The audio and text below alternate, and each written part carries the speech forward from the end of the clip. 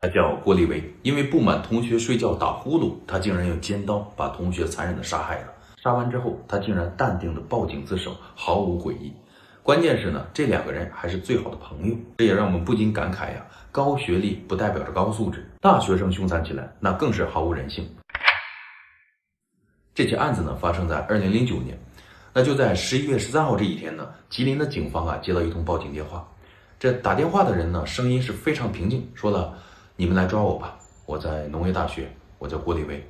我刚刚把我的室友杀了。”那警方来到现场之后呢，看到这报警人郭立维那一副文弱书生的样子，当时年仅23岁。他说的就是因为这个室友睡觉打呼噜，我太烦了，我忍不了了，我就捅死他。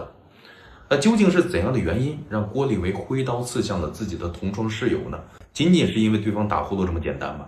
这一切呢，还得从他这个生长环境说起。那郭立维呢，从小出生在一个吉林的比较贫困的家庭里面，父母呢一直打工供着他和姐姐读书。那家里边虽然条件很差，但是郭立维呢在学习上特别用功。那通过努力呢，最终他考上了吉林农业大学。当时的他呢可谓是风光无限在父母眼中呢也是天之骄子。而进入大学之后呢，因为比较管得松，他呢也受这个室友的影响开始玩起游戏来了。郭立维呢为了玩游戏给家里边说了，我得买台电脑，因为学习上呢必须要用电脑。父母呢为了支持孩子东拼西凑的给他买了一部电脑。这电脑到手之后郭立维根本就没有学习，那就是沉浸在网络游戏之中。当时有款游戏特别的火，叫做魔兽世界。那说实在的之前我也是深陷于魔兽世界这款游戏之中为了玩这个游戏买那个点卡，那甚至就是省下饭钱来，少吃一顿饭我也得攒钱玩。怎么说呢，反正每个人呢都有那个阶段，我感觉那和他同样玩游戏的还有同宿舍的几个朋友这里边呢有个叫做赵岩的。他和这赵岩呢平时是关系最好的哥们儿。这大一的时候大家天天玩，特别开心过得呢也是很融洽。但是呢，这郭立维呢就发现赵岩有个小毛病就是赵岩每天睡觉的时候这呼噜打的是震天响那磨牙打嗝加放屁反正是吵他根本睡不着觉。但是当时呢没什么感觉，因为呢他每天是高强度的玩游戏，这电脑一关早就累得不行了，他也睡得跟死猪似的，所以就无所谓了，也就适应了。但是这玩了1年游戏之后在这个年末考试的时候这郭立维好几科都挂了他也害怕了。这事儿呢，人学校也通知家长了，说你们孩子刚入学的时候挺好的怎么现在成这个样子了？那郭立维呢也感到了压力寻思着不行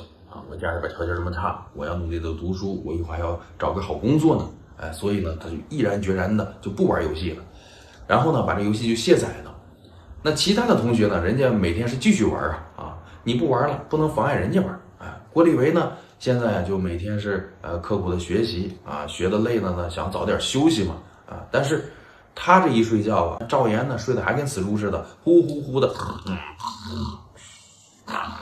就这么打呼噜整的这郭立维呢是根本睡不着觉实在没办法了，爬起来床，然后来到赵岩的床边推一推搡一搡。那赵岩呢就转过身缓不了10分钟那呼噜又打起来了。那这个状态呢让郭立维是极其的烦躁。有一次呢他又被吵得睡不着了，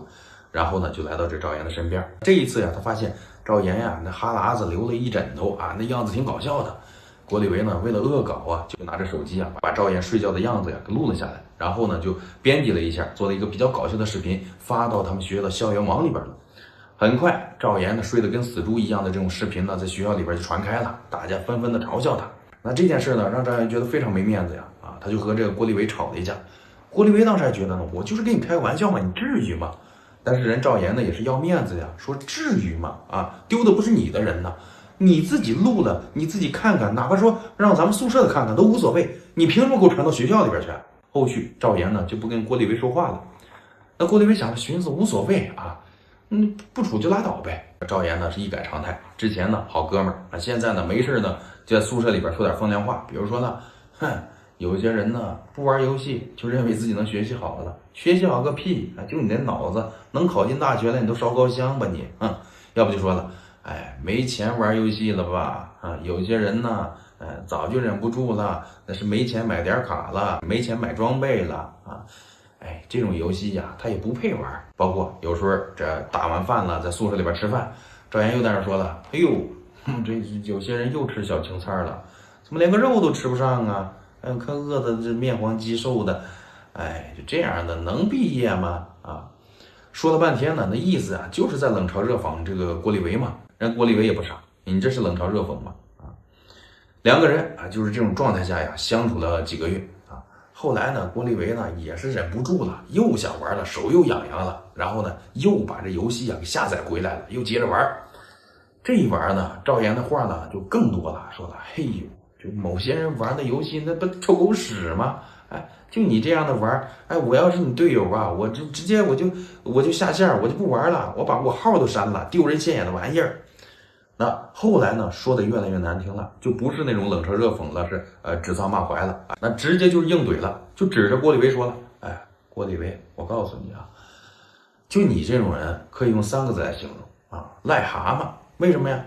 因为癞蛤蟆爬脚面，它是不咬人恶心人。就你这样的恶心人呢，我劝你赶紧搬出宿舍啊！这个宿舍不欢迎你。郭立维啊，听了这些话，他就越想越生气呀，寻思着，你是个什么东西呀？你让我搬我就搬呀！我不就是录了你个打呼噜的视频，你至于这样没完没了的讽刺我吗？慢慢的，这种郁闷变成了愤怒，愤怒变成了仇恨，仇恨就促使他去买了一把尖刀。他寻思了，你要再敢嘲笑我，我就宰了你。那买好的尖刀，他就藏在了书包里边。那很快，在09年的11月13号这天下午啊，这赵岩呢又给这郭立维起了冲突啊，中间呢2个人推推搡搡，还打了几下，然后被这室友给拉开了。当天晚上，这赵岩呢就正常睡觉了，很快呀就打起呼噜来了。郭立维在床上啊，烦躁不安呀，根本睡不着啊。他想了，好，今天咱们就做个了断。你不是损我吗？你不是让我搬出宿舍吗？你想得美！我让你死在这个宿舍，这个宿舍以后谁也别想住了。然后啊，这郭立维就属于是鬼使神差的，从这包里边拿出来那个20多厘米的尖刀，悄悄的摸到了赵岩的跟前。他看着赵岩熟睡的样子，又听见他的呼噜声，所有的愤怒促使他举起了尖刀，然后狠狠地插在了赵岩的胸口。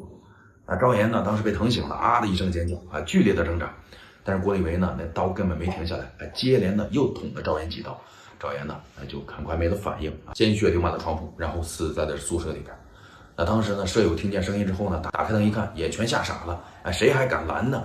但还好吧，这郭立维还算是有点人性啊，他没有对其他的舍友痛下杀手。这看到赵岩已经死透了，这郭立维呢是淡定的给警方拨打了自首电话，就说了，我把同学杀了，你们来抓我吧。而当时打完电话等待警方来的这个过程中呢，郭立维啊还给他姐姐发了个信息啊，信息类似于遗嘱的那些话吧。首先说了，我这个手机呢以后就用不了了，手机呢以后就送给你用，并且说了，姐呀，你一定要保护好我这个游戏账号，不要把它卖了。给姐姐发完信息，又给父母发了2句话，说了，爸妈对不起啊，我杀了人了，我这辈子不能给你们尽孝了，下辈子我会向你们报恩的。最终啊，在2010年3月25号这一天呢，法院宣判了，郭立维是被判处了死刑、缓刑2年执行，并且是需要赔偿赵岩的父母呢27万。赵岩的父母肯定接受不了呢，在这法庭上就大喊了，说了啊，一命还一命，你还我儿子，你这个杀人犯，你凭什么没有被判死刑？但是就是因为郭立维是主动自首的，所以呢才被判了死缓。听到这个宣判结果之后呢，郭立维呢也后悔了，知道啊自己因为这么一点鸡毛蒜皮的小事犯下了这样的大错。这案件呢，表面上啊，貌似只是一个打呼噜造成的恶劣结果，但是背后它并不是打呼噜这么简单。它也反映出来呀，当代大学生虽然说学的知识可以用箩筐装的啊，学富五车，但是他们的内心世界是非常脆弱和敏感的，甚至里边住着一个随时可能被激发出来的恶魔。